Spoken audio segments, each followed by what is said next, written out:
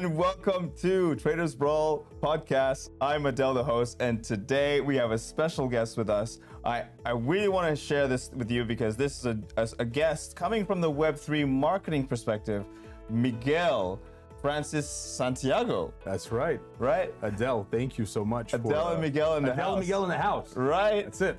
Amazing. Before we get to it, I want to quick disclaimer for those who are new, welcome to the show, and for those who are with us, we are a social media marketing agency. We are here to educate. We are here to invite new guests to tell us about their entrepreneurial journey and how they entered the Web3 sphere, and also what they're building in this space, because it's very niche, it's still growing, and there's lots to learn in this space. So, with that introduction out the way, let's get straight to it. Miguel, tell us a little bit about yourself as an introduction, and tell us how you got into this space. Well, I'm nearing 40 years old. It's number one. I've been on this planet for some time. I got into this space about 7 years ago, at the end of 2017, when I got my first Bitcoin for about $2,000. Wow. And I was doing documentary filmmaking at the time. Before, though, in 2011, so first of all, I'm a Russian American. I'm actually Russian, Chilean, Ukrainian, and naturalized American. So it's kind of interesting being me right now, especially. Right. Because my dad came from Chile to the Soviet Union to study cinematography at back then one of the best cinematography schools in all of Eurasia, which happened to be in Moscow. And he kind of deflected from Chile because the CIA overthrew Allende, and installed Pinochet. So that's just a little background on how I was kind of raised, knowing how things get destroyed, right, by the political and plutocratic hierarchy, hegemony, etc. So then, moving to the U.S. When I was 11 years old, and living in New York, and kind of going through September 11th and all that even fueled that even more, right? Understanding how the world structure in general works. And really, Zeitgeist, the first Zeitgeist film, I don't know if you remember that, 2003. How old were you in 2003? I don't remember my age. But what year were you born? I was born in 1995. Okay. Well, so yeah, you were still, in there. I was already, I think, 16 at the time or something like that. And I watched Zeitgeist, and really that gave me my first concept of monetary system and what monetary system was all about. Because Zeitgeist and Peter Joseph, by the way, definitely a film for all to watch. Have you watched Zeitgeist, the first one? I haven't. I haven't. It's a classic. Really? Of course, for any crypto anarchist, you definitely please watch Zeitgeist. Zeitgeist. How do you spell that? Zeitgeist, Zeitgeist, which is a German word, and it's something to do with like time.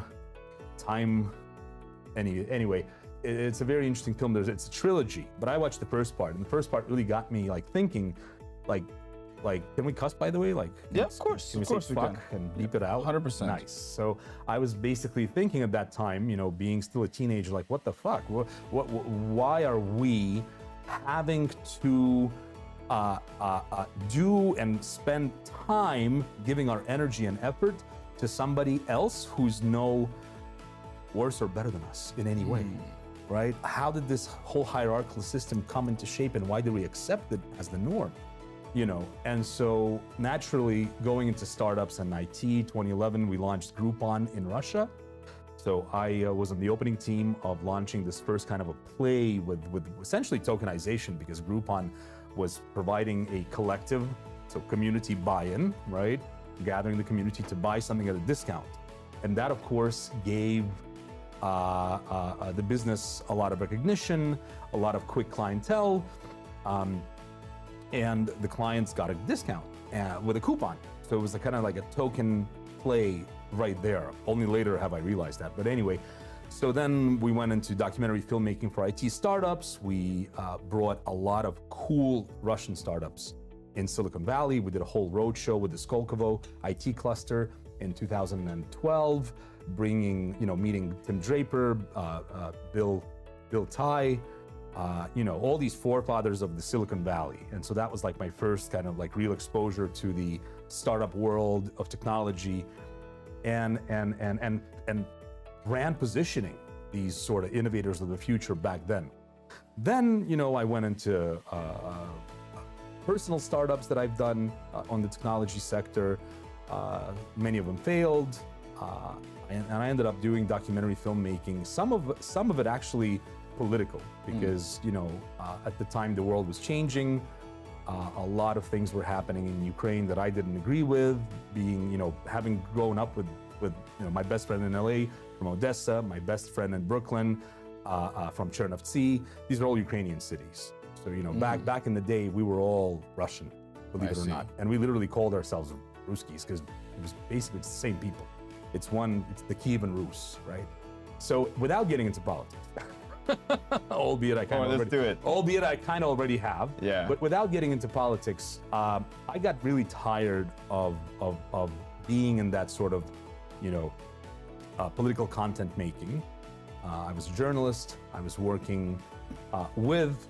I wasn't working for. I was working with, because I was on a contract with my own production company that produced this short form content for RT International. Well, what year was this? This was 2014 to 2017, 2018.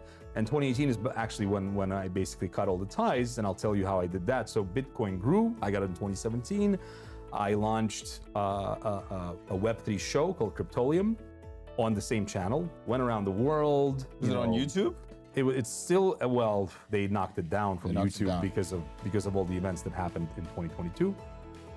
Which we'll get with into. Ukraine. Okay, yeah, of course. But the point is, the show was great. It was apolitical. It was me actually promoting Ukrainian and Russian, because we had a saying back then: there's not an ICO around. There's not a good ICO without a Eastern, a Russian or Ukrainian. That was like the saying back then in 2018. So and it's amazing, because yes, you look at the industry right now, from Vitalik to everyone else. There's a lot of Slavs, let's just put it that way, in the industry that are actually at the forefront of many of these from the tapping revolution to the DeFi sector. Take 1inch for example. Actually, my former clients and good friends of mine. That's true. A lot of flops. So anyway, long story short, apolitical show Cryptolium ran for about 6 months, right alongside with Max Kaiser. Allowed me to, really explore this industry and promote Bitcoin on a level that I was excited by it. I didn't do the whole Jamie Dimon thing, or the stuff that like Vice News was doing, where they were like putting it down and doubting it and kind of spreading that whole narrative that a lot of the powers, what do you call that? Jesus. The powers to be, the powers that be. Of what? What are you referring to? We gotta cut that out. We gotta cut this out. Wait, I gotta remember a word. The powers that rule the world. There's a saying. Powers that be? I have no idea what you're saying. Really? Yeah. Wait, it's gotta come to me. Well, anyway, the ruling class of the world at the time in 2018 was promoting a very dark picture of this new technology, very fearful, doubtful. Obviously it was new, and sure, yes, it was like Brock Pierce, my good friend and patron of the future, is now always says, and for those who don't know, just Google Brock Pierce to kind of find out his role. He's the co-founder of Tether.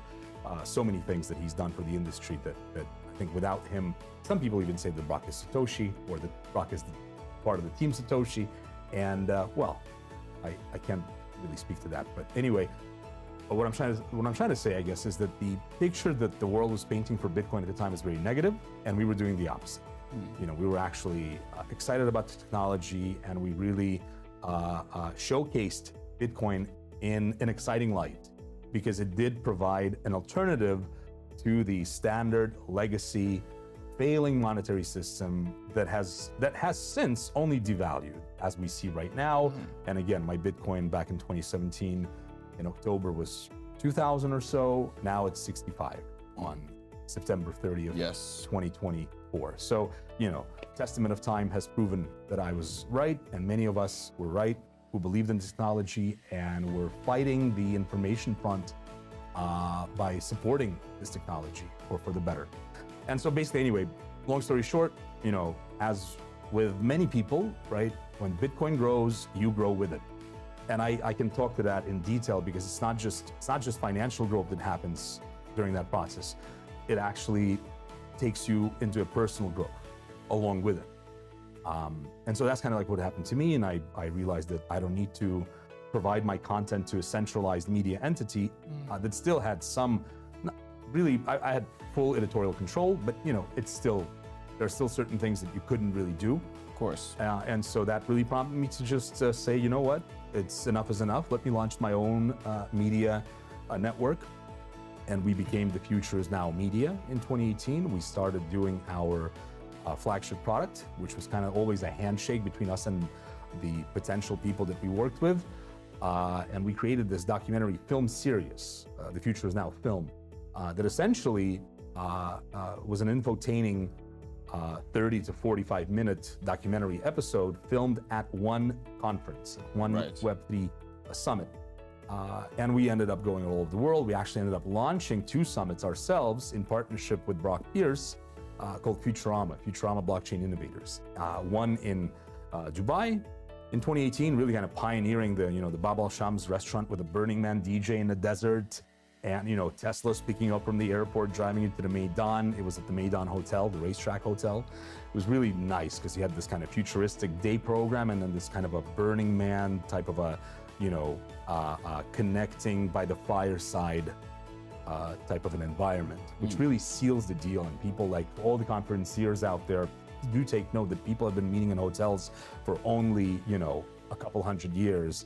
People have been meeting around campfires for thousands of years. So if you really, you know, and going back to what this industry is all about, off topic, but again, we're here not to build businesses. We're here to build communities. And so community building is when we have to upgrade ourselves from the standard transactional kind of a, you know, conference style to something more where you really meet the person behind the body, if you will, right? And connect on an energetical level and then do business together. And that's what we kind of achieved with Futurama.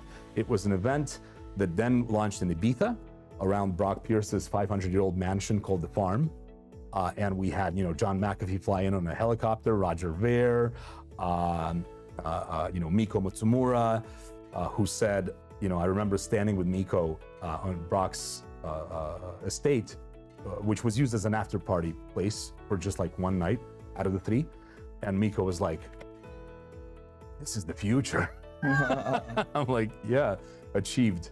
And so it was really cool. It's actually, those 2 events in particular literally are the reason that so many people found each other and found success in the industry. No bullshit. Like 2 events changed the lives of many people, mine including. And so yeah, it's been a ride ever since, kind of putting that to the big screen and putting that in a high production value format with the right sort of brand positioning, with the right exposure for people that wanted to support this film. So it's sort of like a visual NFT, right? You chip in and it's by the community for the community, and you co-create a vision that's definitely worthwhile, that serves a purpose and actually establishes each co-producer in a reputable format, you know, alongside these top speakers of the space. Right. And that's how later, when COVID began, we were like, okay, now we got to do PR because we can't do events filming anymore. Right. But before you get to that, hold on. I saw some of the films and I liked it. 40-minute long. I didn't see the full thing. I'll be honest. I didn't see the full. But I'm curious to ask. It's a bottle of wine kind of a thing. You got to get a bottle of wine with a friend or your wife or your girlfriend and just watch it for 30 minutes, really dive into it, especially if you're But that's why I want to ask, is that effective in today's world of short content, short form content? Is that 40 minutes still relevant? So with the purpose of the film, what happened over time as we began, like I said, in 2020, more PR, more go-to-market, more digital. So full go-to-market strategy is what we basically started doing since 2021. And then a year of like a PR warm-up in 2020, as COVID was predominant, we realized that, yeah, the film can still go, but it's not going to be every 3 months. It's going to be every 6 to 12 months. It's going to be one film. It's going to really entice a lot of different events. And it's still relevant because our goal never changed. We are going to Netflix. or Amazon Prime, or potentially Hulu. We're speaking to Netflix and Amazon right now. We do have 19 ready-made episodes, beautiful documentary films already ready and cut. And we wanted to make a synthesis of all of that 7-year history of Bitcoin's rise to the truly spotlight that it has now, especially after COVID. And so that kind of shifted into that, while we shifted away from doing regular media, visual media, to doing more public relations and go-to-market. So like articles. Right, so public relations, articles, go-to-market strategies, and incentivized-based anticipatory campaigns, right? Because again, marketing in Web3, it's totally different. It's about enabling people. It's not about selling something to them, right? It's a different mentality you have to come with. And so we were, as many were alongside. I can't say really many, but yes, a lot of the marketing professionals that service the industry like us have developed and learned, through the hard knocks and mistakes, great ways to put products out. And so the short form content naturally occurred. We just did something this year at the Token 2049 in Dubai that happened earlier in spring with Brock. It's called Memonize Me. It was basically a short format, 5 to 10 minute, short format, call it The Future Is Now Digest now, and it's basically similar. It still happens at an event, but we're able to do much faster, much more informative, potentially, worthy information in a short format that serves well the conference partner that invites us. It's funky as well. Right. It has a funky vibe to it. Yeah, it's more. I mean, look, you guys, I call you the vloggers, the KOLs. The KOLs, yes, with whom we, by the way, work, and I'm happy that we're engaging on some stuff. But you guys took over, and obviously short form content is king. I come from filmmaking world. I know. I don't know if I mentioned it, but I finished AIU LA film school, so producing and directing. I worked with Will Smith's cousin. I worked with Stevie Wonder's daughter was in my class. It was cool growing up after New York, because I moved in 2006. I moved from New York to LA for the higher education. Because mom also, I was living with mom at the time. I was like 18, and we basically all went from East Coast to West Coast. Nice. And so growing up in LA, having that cinematic thing kind of like, sewed in my veins, I had to take it. I had to do it here. And I got to tell you, it still does its wonders, because high production value brand positioning and high production value content that really engages people on a longer point is important for the general public. And a lot of our films were by the community for the community, as the community was also learning and going through all the current events, from the Bitcoin ETF to Luna, all the things that transpired, we covered in one way or another with amazing predictions of the future, I'd say, by the top thought leaders that are in our film. And we've managed to cover, a lot of people from the top. So it's been an exciting ride, but yes, to your point, now the content is more short form. And it has I will say this, in today's world of, Netflix series tend to be very popular when it comes to reality TV shows. Yeah. They love tension. People love drama. Yeah. So this is why I would have suggested that if you want to do a 40-minute clip, do it on drama, make it reality. Get a bunch of arrogant crypto bros and girls in the same room, and you'll see a fight will break out, and get them to speak about their own profiles about, oh, I bought this with this amount, I bought my Lamborghini with Dogecoin, I sold at X amount. Yeah, you need get a bunch of personalities in one, and you'll get their insight of who they are as a person. You got to get into the dirty laundry business, kind of a thing. You got to get dirty. Because I come again from the world of, we've worked visually with brands before even doing any of this documentary stuff. Back in 2015, we worked, Bentley, Breitling, this kind of stuff. So I always looked at the world of Web3 as this. I tried to give it that what's the right, not a luxurious, but a sort of a very sophisticated, futuristic style, right? And when you do these sort of reality shows and you kind of lose that. But yes, you do enter the people that want to Because the filming is want still to there. watch the drama. The filming skill set is still there. It's just different concept, Yeah, different plot. Well, I showed you the Memonize Me, and it's funky, I love that. and it's a little more edgy. That's true. You can that can stay. That can stay. And that should, and hopefully, you know, we might actually do an episode with you, which would be awesome, of both things actually, well, just watch out for that, because that's when Adel, Keep your eyes peeled. That's when Adel is going to also inject his creativity and his you know, his plethora of experience that he brings as a younger generation. I'm not afraid to say this. It'd be a good way of like getting too dynamic. Right. Because I've heard your voice. You're a great host, and my style is more provocative. Yeah. Which we're about to get into. No, I love it. I love it. You know? Gordon, my good friend Gordon Einstein, who actually introduced us. He was my neighbor in LA. Actually, I moved to Dubai literally a year after Gordon did, as we watched the elections at my house, the 2020 elections. Oh, okay. Trump versus Biden. Right, and then shortly after Trump lost or was cheated out of it, whatever you want to believe, Gordon flew to Dubai. Oh, he flew to Dubai. And I followed literally like 8 months later. Damn. Like in 2021. It's like I'm not dealing with Biden anymore. Yeah, at the end of Ain't no 2021. Biden controlling my my nation. You know, it's funny. For the first time, I released the protests that I went to. So Beverly Hills, right by that famous sign 90210, that park. It's literally next to Rodeo Drive. There's a nice park there, and every Saturday leading up to the election for like 2 months, every Saturday we did a huge Trump rally. Trump rally. And I released the footage for the first time because I, you know, when he, I mean, they were prosecuting people that supported him. So I never released that footage because it was just like, ugh. I also kind of felt that at the time I may have been a little bit too engaged in what I feel might have been a psyop. But I went to those rallies and I did take a megaphone and I did scream. Oh, you did? And I did scream that, you know, brothers and sisters of all creeds and races, you know, unite in unity against these roundtable groups, you know, from Soros to Gates, etc., that were essentially, you know, funding the destruction of America. And they, I mean, I'm not afraid to say it, they still are to this day. And literally destruction. Like they're literally funding groups that are out pillaging, raping, destroying, from busing immigrants from, you know, Guatemala all the way up to LA or Texas, to funding certain initiatives that, as we now know, 2 years down the line, were not a healthy choice for many people.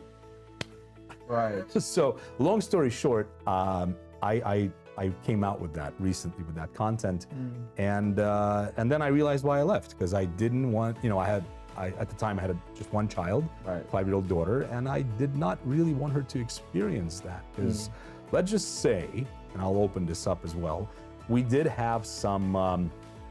So my daughter was in this ballet school, and the higher group, the older group of the ballet class in the locker room started approaching my daughter, like 2 or 3 girls, in a very weird way. Let's just keep it that way, you know, like playing. You know, I don't want to reveal too much, but the point is, it was a bit of perversion that my wife, who came for the first time to the U.S. in 2019 and lived there with me for a bit, did not expect. Like, she did not want that to be around my daughter. What was happening? And I didn't Was it either. something sexual? Yeah, you know, sexual questions, you know, let's play a guy in a car. Anyway, the long story short, it was this perversion that was kind of everywhere. And it was girls, not guys. Look, when you have a Mexican guy wearing heels, stockings, short pink Mexican skirt. guy? Yes. Oh, a blonde wig and a beard, pretty much like, you know, mine. And my daughter is walking with me, you know, somewhere in Santa Monica or Venice, and then she asks, "Daddy, who's that?" I just say, "It's a clown, you know, he's going to do a birthday party." Yeah. You know, but I don't want that to be around my child. The girls that you mentioned, they were just girls, right? They weren't boys. They were girls, but look. Some people say that. Anyway, I don't want to get into gender identity crisis, but let's just say that was a prelude to that. Right. Because what you see now in LA is literally a gender identity crisis, especially now. Like back when I left in 2021, it wasn't as prevalent. I just went to visit my mom about a month ago. I was in Los Angeles for 3 weeks, and let me tell you, it's you know, It's not. It's not a place you want to stay. Well, I'm just happy I left. Yeah, Let's put it that way. Let's put it that way. Before you go into more marketing stuff, you mentioned the presidential election, Trump versus Biden. Do you think that 2020 election was rigged?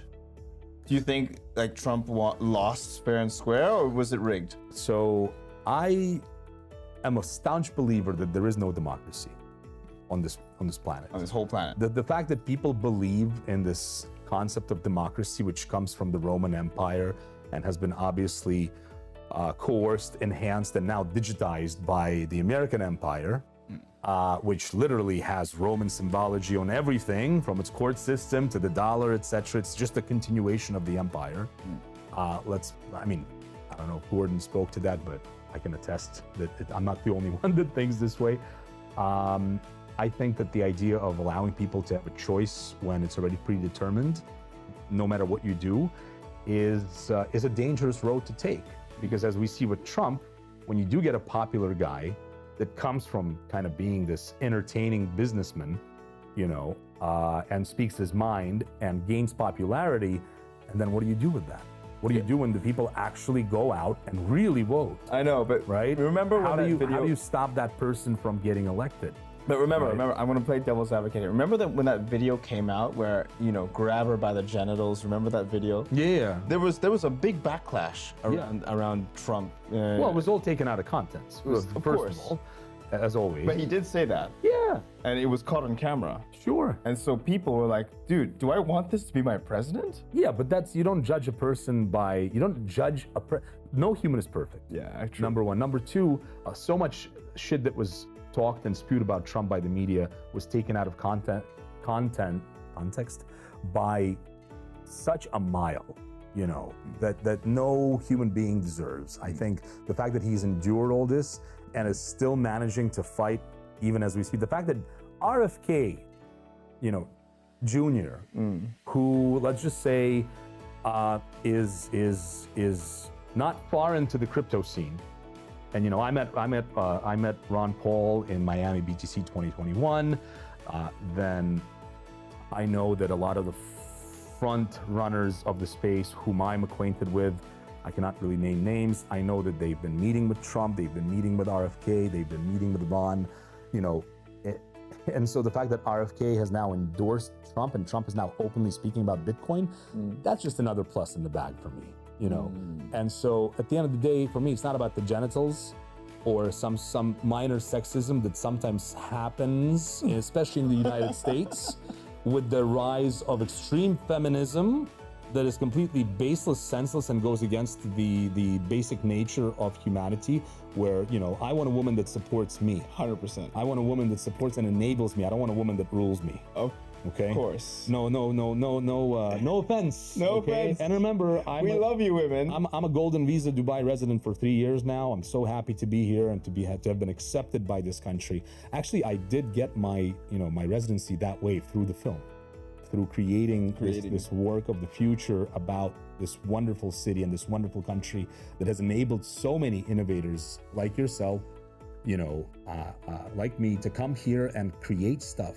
And drive technology and equilibrium forward. Because believe it or not, women empowerment is also part of the scene. We're actually working on something right now with the UAE and a few of my good friends. Again, I can't really reveal the names, but I'm just going to say that it's an internationally recognized leading women empowerment and beauty pageant. Oh, okay. That's going to be technology based and women empowerment based, and it will, inshallah, take place here in the UAE. Okay, it's a beauty pageant beauty pageant contest. Yes. Okay, so one of the men are oldest going to ones. vote on the best woman. Of course. Of course. Yeah. But isn't that sexually, stimulating? Is that bad? No, it's not a bad thing. That's what Is that bad? I want to say, people don't realize that what you just mentioned is what drives the world.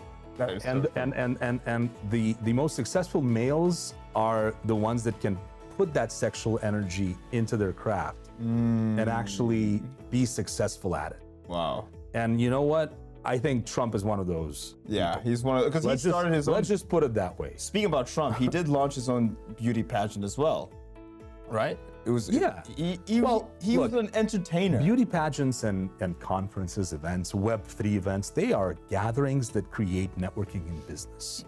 That is it at the end of the day. And the sponsorships that happen in the crypto dynamic are very freaking similar to the sponsorships and the way they're made and the way they're bid against each other in the beauty conference dynamic. Sure. You know, So a question on and I love to play devil's advocate. I love how we're going all over the place in this conversation, but this is good. I really love this. What would you say though to critics that would say, oh, you know, launching a beauty pageant, room full of men judging them, isn't that creepy?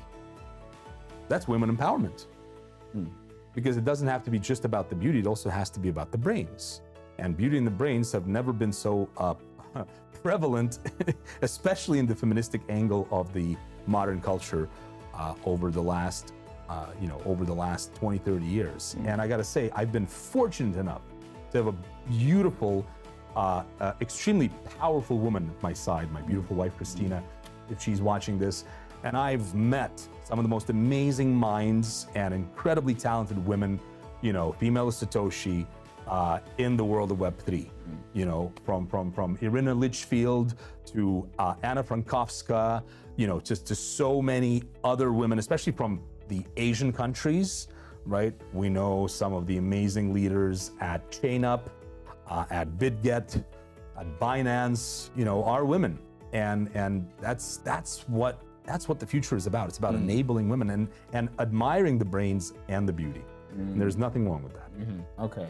No, good to get that perspective. The only reason I mentioned this because, you know, there is this rise to, you know, women speaking up, women, you know, post Me Too movement. Women, That's artificial. That's artificial? Of course. That's an artificial psyop, Me Too.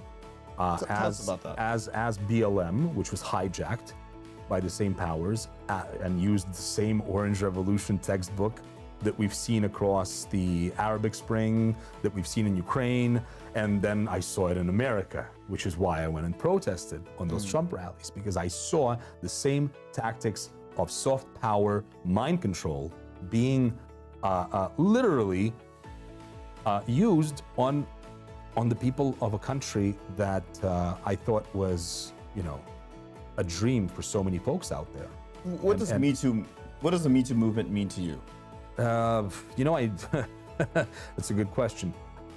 Me Too movement is basically for a lot of people that argue with their men or husbands and find out that maybe they were wrong, and maybe, you know, again, that's such a complex subject that it's like anybody you can take the Me Too frame and put it on anything.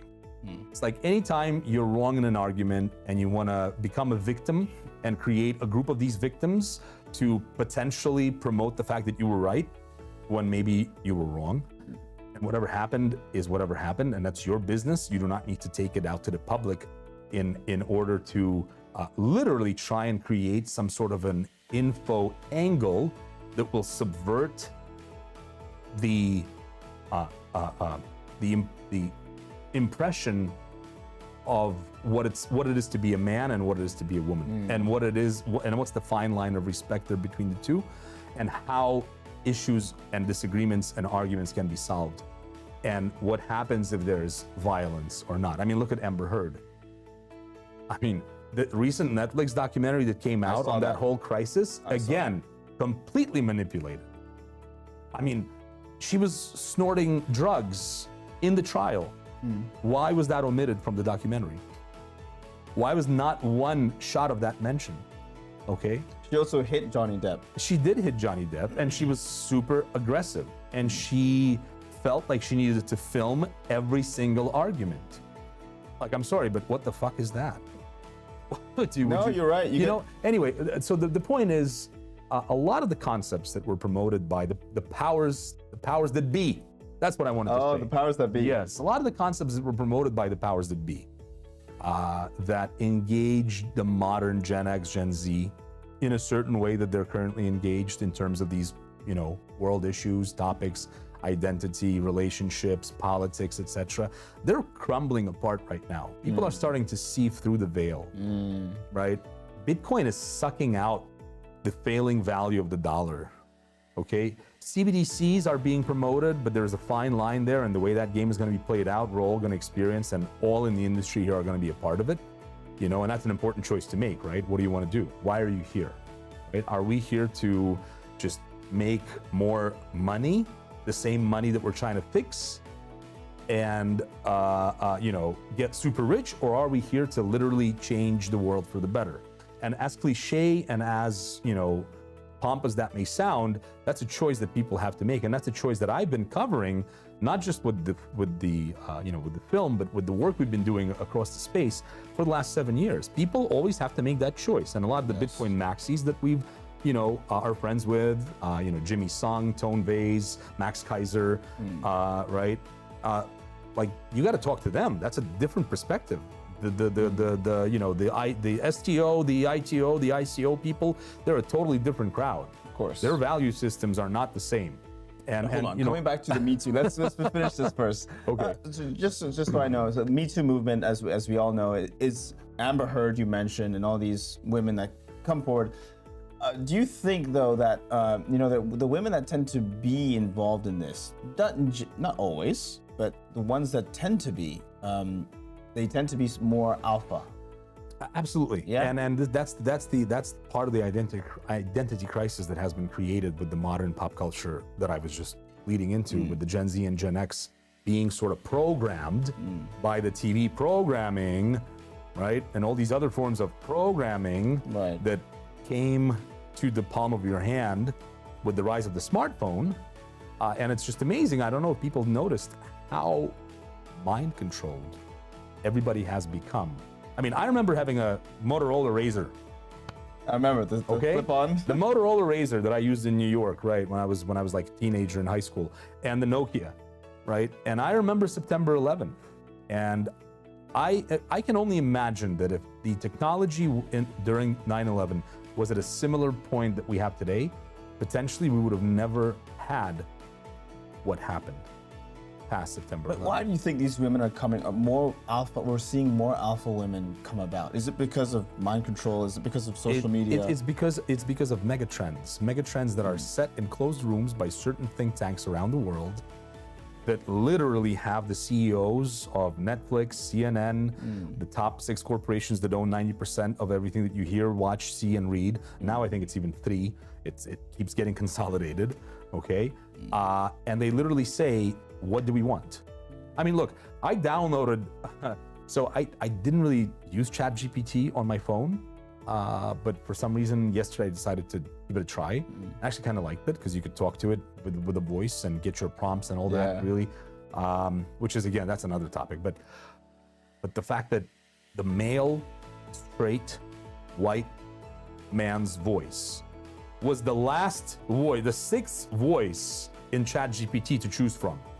You get a lesbian, you get a gay, you get an African, you get everything first, and then the white man is all the way at the end. Wow, I didn't. And I'm not. Look, I'm Latin, if anything, right? I'm Chilean and Slavic. I'm not really white, you know. Nor are you, but it just still feels like, why?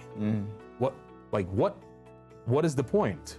Is it to showcase that diversity? That this whole sort of is it leading up to the election? Is it to continue segregating and sort of, you know, supposedly punishing the white colonialist for torturing the women and the slaves and all that when it was actually the Africans themselves that had the slave markets first and enslaved other Africans and then sold them to America, etc.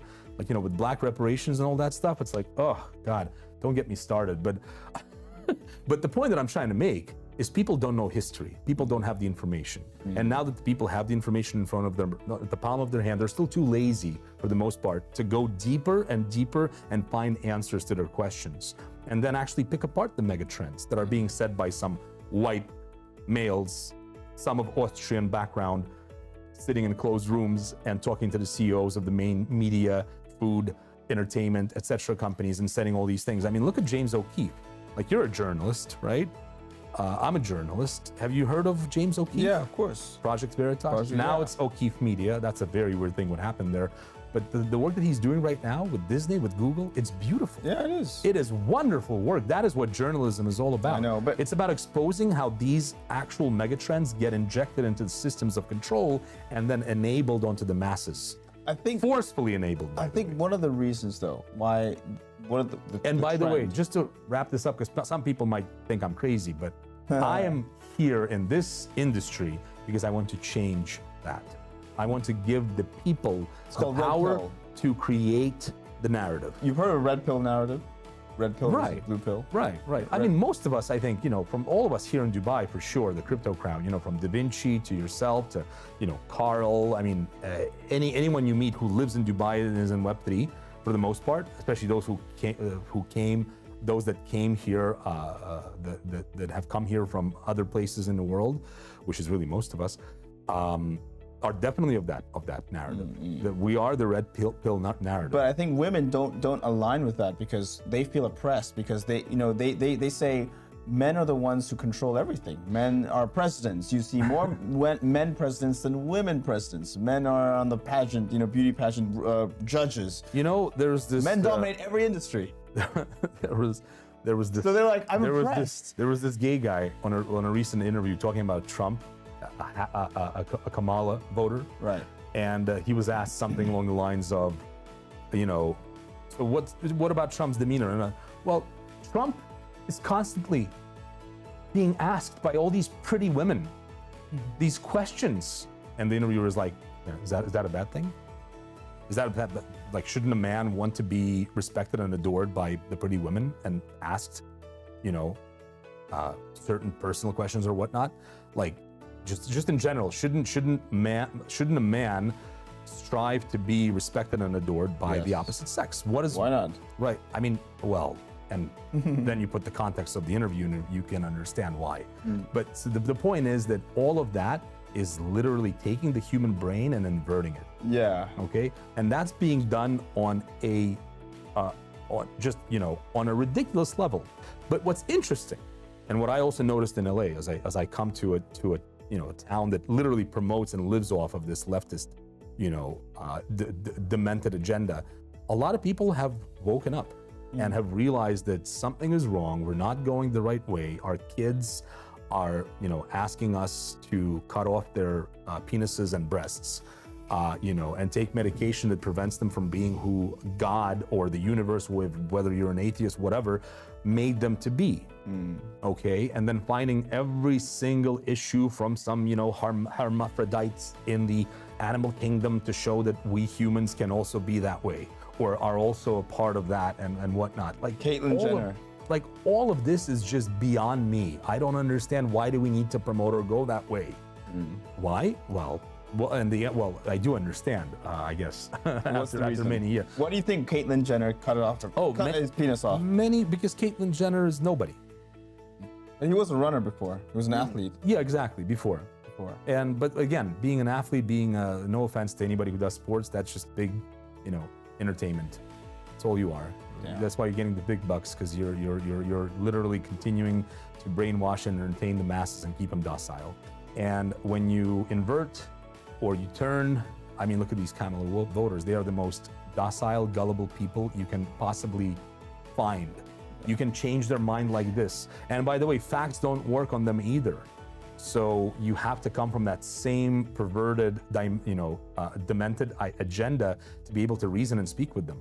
And to me personally, that's a red flag. Like I see that what makes sense to me in that case is then that the system is purposely creating and literally transforming humanity into these docile, robotic beings that are going to just do whatever this one central entity that is, right now being created, right, is going to tell them. I think there's this narrative, like, it's cool to cut your penis off. It's cool to be a girl. It's cool to change genders, as you wish and please. Like, one day I want to be a boy, another day I want to be a girl. It's my choice, my body. Yeah, my body, my choice. Right. Yeah, well, not when it comes to foreign technology potentially being injected into your bloodstream. Then of course, it's not your body and not your choice. It's the common good. You know, so all these agendas at the end of the day are being controlled by the narrative. And that's why me coming from the world of media, you see, that's why going back to where we started, that's why I started doing this. Because first of all, I know how to form narratives, and second of, I want to affect a better narrative. Right. And that's why in 2017, when I was having my show and Max Kaiser still had his show. By the way, Max had his show way longer than I did. I think he literally had to, take his show off the air of that channel when the war of the two Slavic nations began in 2022. Yeah. I literally, I stopped producing content for that channel in 2018. Albeit I'm very thankful to everything that I learned there, which was amazing, because I did try taking my stuff to Vice, and let's just say they weren't that interested in the narratives that I was gonna just present. A quick interjection. The whole reason for asking all these questions is because I wanted to delve into the mind of a journalist, because you've seen many things, you've been around long. So understanding your red pill concept was actually part of what we're talking about, of your why for why you started this, boutique agency, because you get to form. That, Adel. That's really good to get into the mind of journalists. And I appreciate you giving me the time to actually feel my long story. I think it's been like 30 minutes of this intro phase, but hopefully people find this. No, this is real question. And the fact that you mentioned sex is what drives the world, in a way, sexual attraction. Sexual energy. I feel absolutely. Sexual energy, because when you're gonna look at something, what really gets the hook and what gets people to look and check and go back, tap the back button, is really the sexual appeal. Yeah. You see a woman playing guitar, and she's showing her cleavage. I've seen that before, not because I wanted to, but the cleavage was the first thing that my eye looked at. Naturally. I didn't want to. Naturally, but yes. You think that's by accident? That's not by accident. No, that's by nature. That's by nature. It's by nature that I clicked on it and I was like, oh, why am I looking at this now? Now I'm getting into a wormhole. I don't want to be distracted. And you want to know why we can know for a fact that it's being perverted? And again, no offense, I have many gay friends. I'm totally fine with people being gay. I can't say friends, acquaintances, but if you take the rainbow that was taken from the kids and given to that whole, community, and you inverted, so basically the rainbow follows the chakra system. So like this, and you go. The color scheme. Oh, okay. It follows the chakra system. Your astral chakra, your head chakra, your throat chakra, your chest chakra, your heart, going all the way to the root chakra, to this chakra, which is why Kundalini Yoga, charges this chakra, the sexual chakra, the sexual energy, gives you the life energy. Now, the color of this chakra, I believe, is like purple, something like that, or purple is here. So they inverted it. Really? So basically, if you take that rainbow, the top is literally what's supposed to be the bottom. So sexual energy, for some reason, began the main driving force of that society, of that community, and just generally of the value system that this whole, I don't even know what to call it anymore, movement is presenting for the world. Now, again, I have no issue with anyone being what they want to be, but do not try to influence, I already have 2 kids now, do not try to influence my daughter and my son in whatever it is you decide to do. The second you do that, the second major companies like Disney start promoting that in their cartoons, etc., we have a problem.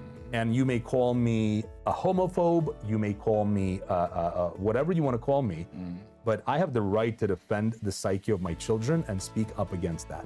Yeah. And that is why, again, alhamdulillah, I'm so thankful to this country for embracing me and my kids.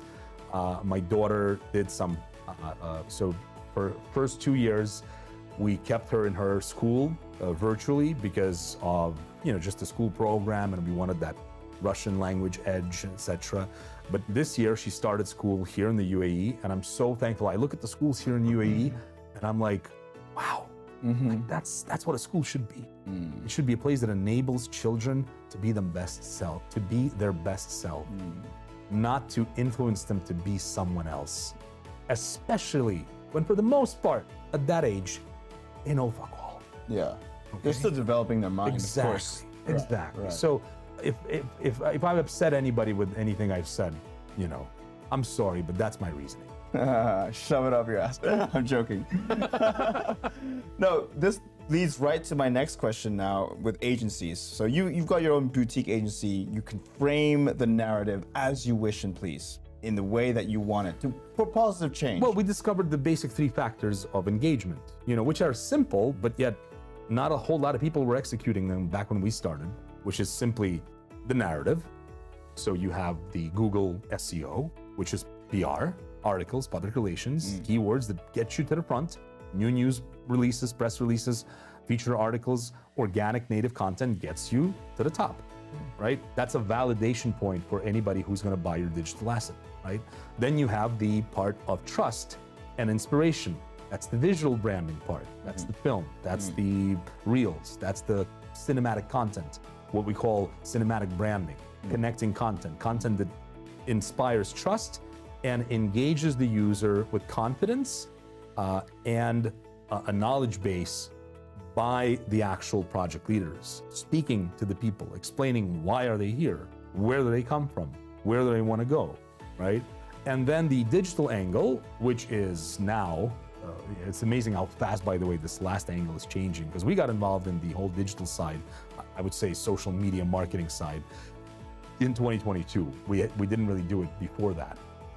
But now it's the tapping, it's the attention, it's the incentivization and the anticipation that is now being pioneered by Web3 marketing to engage people in call to actions, to engage people in activities, and to essentially make them an extension of the marketing team, right? And so when you take these 3 pillars, we call it the 3 pillars, the future is Now DAO, PR, visual branding, and digital, we combine the 3, you have a go-to-market. You have a way to create proper positioning and proper execution of leading that information from point A to point B, validating it in the media, and creating an image for the community. And by the way, these are like valid tactics. There's no psyops involved. There's no rigged Facebook, you know, control. You know, remember that? What was that documentary? It was also interesting. We had The Great Hack with our great social friend, the social dilemma. Right, the social dilemma, exactly. Yeah. Spoke where about that. Facebook had that dial that you could turn and make it Trump. I know. Or turn and make it Biden. You know, and like we don't have that. We don't need that. But then what do you say to marketing agencies that charge $8K a month for like a couple of articles or maybe 10 articles? Yeah, that's horrible. So we have a problem in our space, and that is greed. So we need to get away from the me economy to the we economy.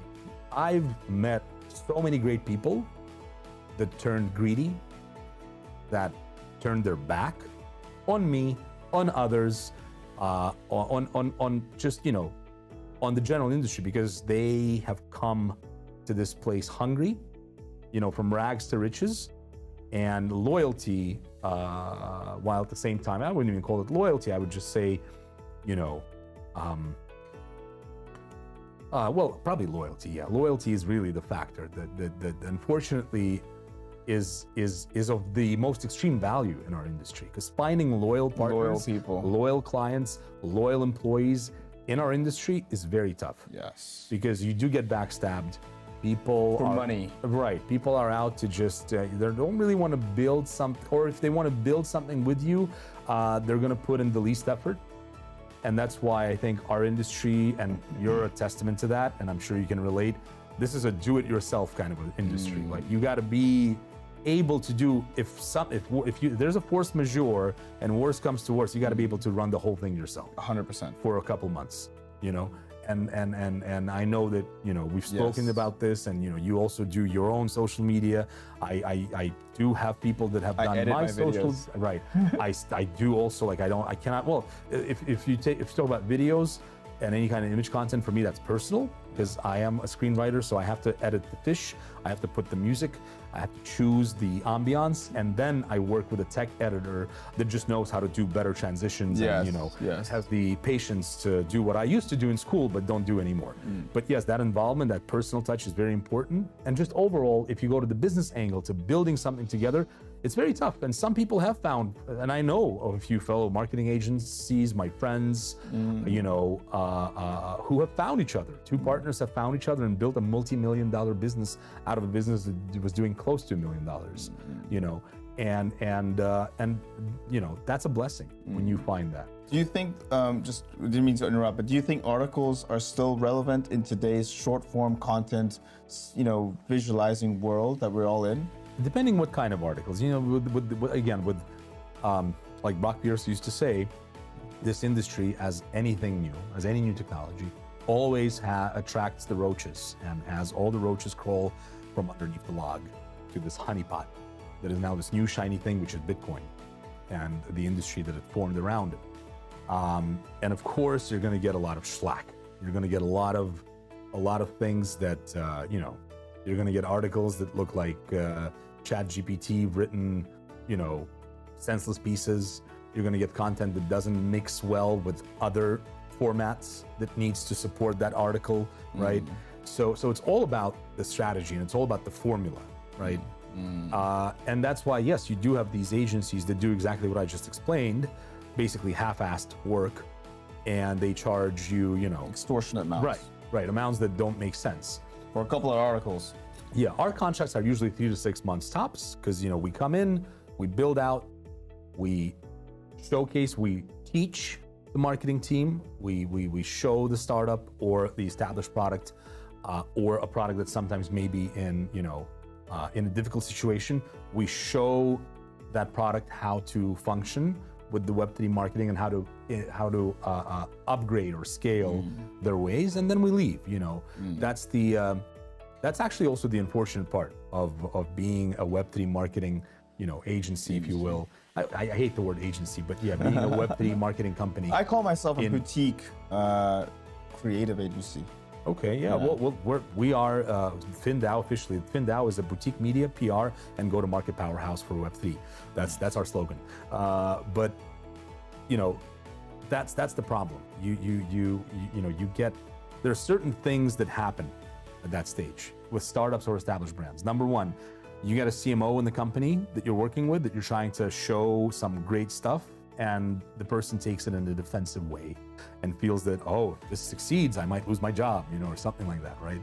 And so you all of a sudden get almost like unintentional but intentional, you know, sticks and stones thrown at you during a process where you're literally trying to make sales. Because at the end of the day, we are all about selling together with our clients and partners. That's all you're doing. You're selling together. And if you can't sell together, then you're not doing your job. And if somebody on the actual team that you're trying to sell for is making your life difficult, that's a problem. But that's just Web3 marketing. Another problem, established brands, or again, like there is no marketing, period. There was no. You come in, you build it out, you showcase, you start doing stuff, it's starting to get engagement, retention, and then you get stopped. Like either there's a missing budget or they just don't agree with you. They just think it's too early. But you're like, no, it's now or never. Because, you know, we know that there's going to be the Bitcoin is going to go from, you know, 36 to 65 in the next 4 months. And it's going to happen right now. So you should follow our, you know, analysis of the market. Because, you know, we don't just do the marketing, the PR, the visuals, the branding. You also have to do the tokenomics. You have to do the white paper. So we have a great team that actually does that, because having a good product, knowing that it's ready and that it's functional, is going to enable a great go-to-market, right? And so that's just some basic stuff that you do get, you know, thrown at you as a Web3 marketing entity in the industry. But we're getting there, because I think we're graduating, and a lot of people that come into these industries, even if they started like, you know, 3, 4, 5, some even, you know, 7, or even, well, no, I'd say beyond 7 years, those are like the real OGs. Albeit I started in 2017, I'm also considered an OG for some reason. Well, thank you for that. That's what I've been told. But you learn with this industry. Yeah, you and do. so a lot of people start new. They come in, they've been here maybe 2, 3 years, 4, and they don't get it. And so they learn the process. They learn on their own mistakes, because sometimes when you stop a marketing team from doing sales for you, you get bad sales. And then of course you get blamed. You blame the marketing team for not selling enough, you know? Right. That's a very common That's the thing. annoying thing with marketing. We're here to produce content, but it may not lead to conversions. We're here, like, the article is not guaranteed to lead to conversion. That's right? why I was speaking about the formula. You have to have Right. you have to have something with it. You can't just have the article. Because end of the day, for a sale to be done, it's up to the customer. Yeah. If the customer wants to buy, he or she will buy. But the marketing, it should be seen, in my personal perspective, marketing is an expense, but also an ROI, because you get to keep that content for life. Absolutely. We produce Absolutely. this. Don't dismiss our work because it didn't lead to sales. You know, Right. if the product isn't good, maybe it's a product issue. But Well- as far as content goes, the cinematic, Yeah. the hosting, Well, we did our work. I would say a go-to-market is when you have to sell. If you're just doing marketing and you're creating basic fundamental, explainers, this, that, Yeah. some articles, that's positioning. That's positioning. That's brand positioning. Right. And that doesn't have to lead to sales. No. But we like to take both together and actually course. sell, because, obviously course. it leads to a good word of mouth radio. True. Because that's the best form of marketing, is when other people recommend you and when other people recommend your product. Yes. And vice versa. And that's why, I wish we could dive deeper. I don't know if we're out of time or not, but I could really dive deeper. We're going to into- wrap up soon. But Right. But, I could really dive deeper into what it is to build a community. but quick right? question on this. Is there a function for a CMO when you've got agencies to hire? Like, does a CMO even have a position anymore? Because what does the CMO do that a third-party boutique can't do? Well, I'll tell you something. So my personal situation right now is I'm a bit tired of serving companies and then being kind of like, okay, you got a bit of your tokens, da, da, da. I want to start something and be a part of the team. Oh yeah. And actually grow a baby together. Right. So, and again, not a service business, but an actual product within the market. So I've been actually looking at a few CMO positions to let my agency do what it does, but take that interim role. I actually had a recent one, which, I didn't expect it to be long-term, but it was long enough. It was 7 months. And I was an interim CMO of a company that actually put the SEC in contempt for the first time in 98 years. Say that company's name. Deadbox, decentralized, eco-friendly blockchain It's technology. a big win for the Web3 industry. Big win, big win. Brian Armstrong, reached out, and vice versa. There's been, Cointelegraph reached out to me. It's been a very fun ride, kind of experiencing that, because my job really was to rebrand and hone the community for the next iteration of the company, because the company was going to also rebrand and launched a few new verticals, and we did that. We essentially launched. We rebranded 3 different directions and companies within the major organization, and launched one of its products that is live now, and it was pretty cool. So why aren't you CMO anymore? Because I decided, for certain political reasons, that it's best to kind of, be on the front lines of a startup rather than a company that you come in where it already has existed and it has predominant issues that needs fixing.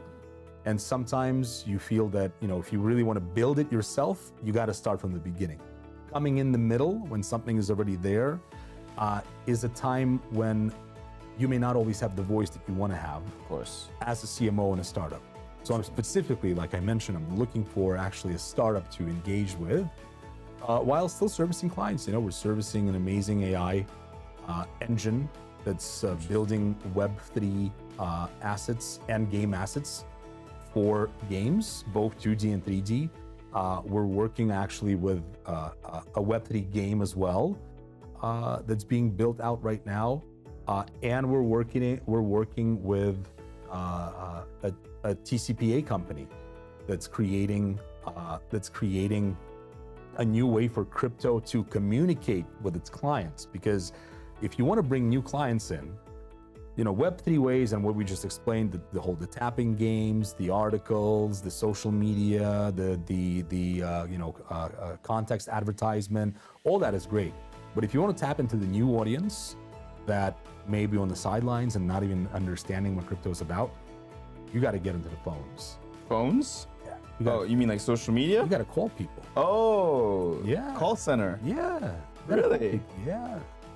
Look, there's a lot of interesting verticals that you can combine. Because, tapping, all that, that's degen.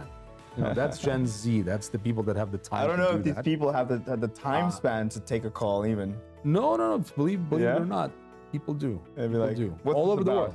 What do you want to tell me? Just make it quick. No, look, phone lists are very interesting. They are real. They are So real. it's traditional approach. Yeah, Okay. because it's a conversation. Wow. And it's an invitation to a conversation. It doesn't have to be a phone. Yeah. It could lead to a Zoom. But essentially, a funnel is a funnel. And I'm just giving another example of another funnel that can tap into a different age group, for the industry. Because at the end of the day, this whole thing is about building funnels, right? Understood. You're building different funnels across different variables of a marketing highway. And so I think that's really what the marketing world is about. But the fact that we got to tap into these sort of antics of how narratives and mega trends are created and made, hopefully this was a good part of the conversation.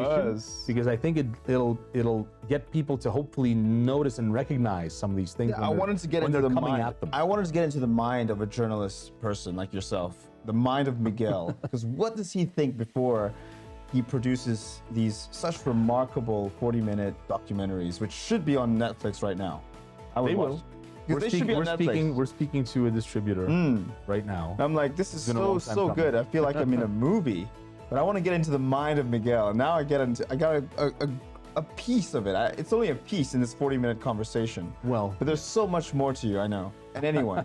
But Red Pill really is something I think most of us are starting to embrace and starting to, challenge the current, whatever you call it, narrative that we see in the news, with like what we discussed in terms of gender changes, identity crises. Wow, yeah, I mean, we're all dealing sexual with appeal. it. We're all dealing with it, and again, this industry is about creating an upgrade for humanity. Yeah. It's about decentralizing control, Right. giving the people back their true voting power. They could argue that That's going to be on the blockchain. they could argue. They could argue the Why same. can't they hold the election on the blockchain to make sure that it doesn't? That get is a very cheated good point. this year. That Why is a not? Just do it. That is a very good point. Technology is there. The network is available. You can't fake numbers on a blockchain. Yeah, if it's on the blockchain. Take a good blockchain that's solid, that's been tested, and just do a, But at the same time, here's the plot twist. People are saying, hey, decentralization is all about choice and my own right to choose. So if I want to choose this identity versus that identity, they could use that argument against you. Absolutely, and so be it. You can choose and do whatever you want. Like I said, just don't bring it to my kids. Just don't bring it to my kids. Don't bring it to my kids' All right. forefront. We'll leave it there. That's simple. We'll leave it there. Miguel, thank you so much for your time. That was very good. I loved it. I hope so. We got into conversation that was deep, and I think there's a lot of takeaways for the audience. So I appreciate that. Inshallah. Thank you so much. Thank you for having me, brother. Thank you so much for watching, guys. I hope you found this insightful. I will leave all the links in the description to Miguel's profile as well as his company, The Future Is Now DAO. Do check it out. Check out their YouTube channel. I loved it. I loved their last video on meme. What was the name of that called? Memonize Me. Memonize. Yeah, the future is now .community. That's Check the that out. website, and And everybody's if you're welcome. interested to work with Miguel, I will leave all the links in the description, so reach out to him as you wish and please. But for now, thank you again for watching and stay tuned. This is episode 50, by the way, so thank you for that. Wow. Episode 50. 50th, 50. 50th. Woo! Right? Congratulations. Happy birthday. Very soon. But yeah, thank you again, and we will see you next time. Cheers. Thank you for having me, brother. Thank you, guys.